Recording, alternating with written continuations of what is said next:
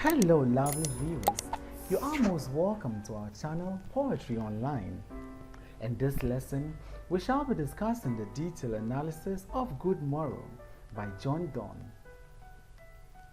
Good morrow simply means good morning. It is a poem written in the morning. The poet is addressing a young lady that he has just spent the night with, and whatever that has happened between them that has led to a change in the balance of their relationship. The poem is divided into 3 stanzas. In the first stanza, Donne rejects his past life. He rejects the life he has led until he met his present love.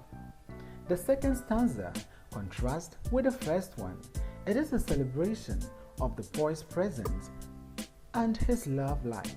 The third and fourth stanza shows a perfect sincerity and adequation of both lovers, and it adds a hope for the future to the assertion that their perfect love not only immortal, it makes the lovers immortal too. Let's now take a detailed analysis of the lines contained in the poem. I wonder by my truth what thou and I did till we loved. By my truth means by my truth. Thou and I means you and I. Here, our poetic speaker recalls what has transpired between him and a young lady last night. He is really interested in knowing what happened. Were we not weaned till then? Weaned is what you do when you move a baby from breast milk to cow milk, or from breast milk to food. You wean the baby off the mother's breast. Here, Donne uses a powerful metaphor for aging, for growing from childishness into adulthood. Here, Donne wants to show us that before what transpired between them last night, they were just children, and now that something has happened, it has changed them into being adults or being older. But sacked on counter pleasures childishly.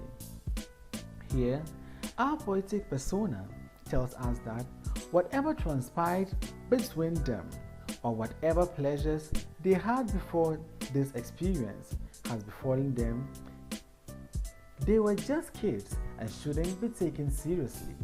Here again, Donne hammers on childishness of his age, since he was not completely aware of himself at that time. Or snorted we in the 7 sleepers den. Here, the 7 sleepers den is alluding to a Catholic story where a group of children who were undergoing some persecution hid in a den, and then, thousands of years later, they awoke into a new world. 'Twas so, but this all pleasures fancies be. Here, our poetic speaker addresses the lady, telling her that all the previous pleasures that he has had were merely fancies. Here, he says yes, we did this before, but all the pleasures we got from his previous lovers were just fancies.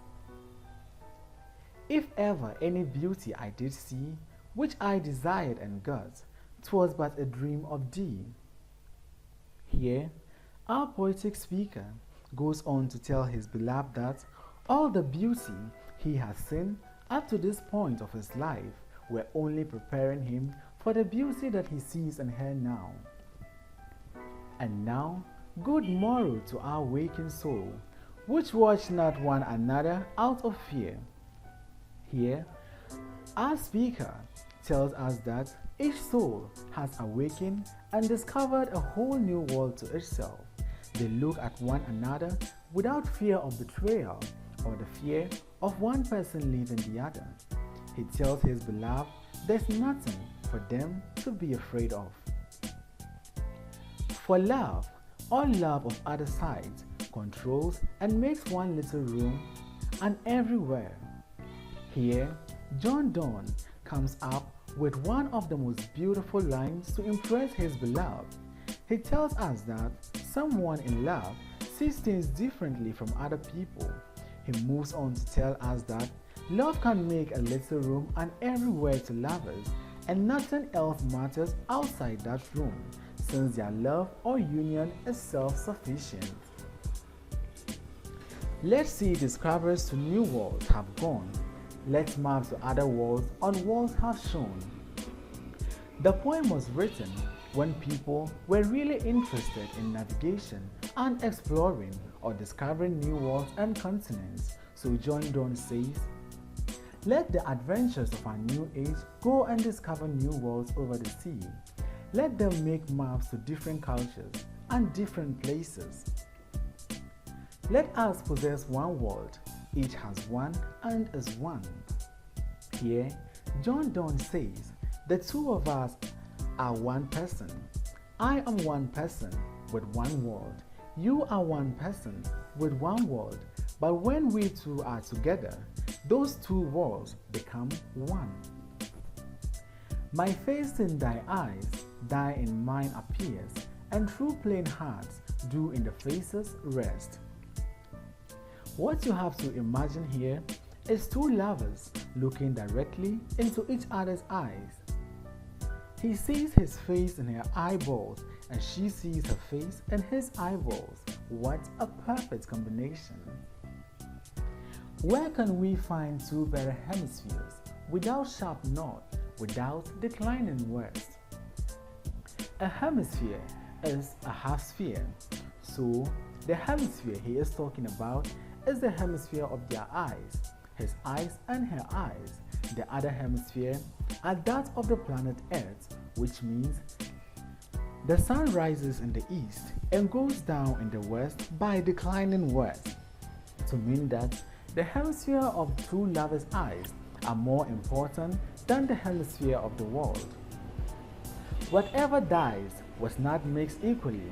If our two love be one, or thou and I love so alike that none do slacken, none can die. This poem was written at a time when medical practice believes that people die as a result of imbalance of humor. So long as the combination is perfect, they will live on. Now, if I paraphrase this, it means if you love me as much as I love you, and we continue to love each other as I love you, none can die. Thanks for watching this short analysis. Please subscribe to our channel.